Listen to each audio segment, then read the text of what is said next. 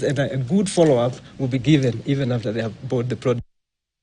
Now, stakeholders in the hospitality industry have appealed to the government to open more markets that were closed during the COVID-19 pandemic in order to increase the export volume. They say that the opening markets in Europe and Asia will encourage creation of more job opportunities for many unemployed youths in the country.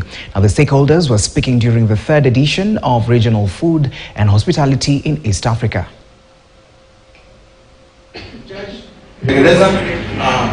Including the series you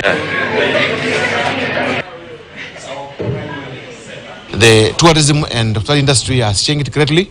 The demands of guests has changed. The demands for tourists has changed, and this requires a hotelier to think outside the box and be able to improve on their service delivery, to improve on their products, and all these things are found here at this exhibition. We are going well as a country in terms of improving the services for the tourists and improving services in the industry, in the hotel and tourism industry.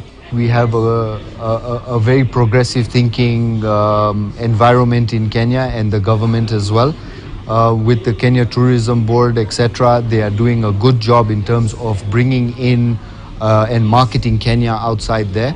And we want to be part of that journey. The business has not been bad because we are expanding, and as much as economy is bad, we have not tried to raise our prices.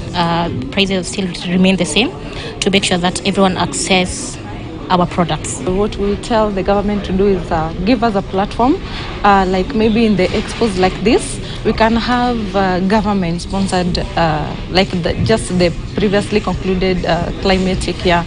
So we can have more events like that focuses in the industry. Now, the International Fund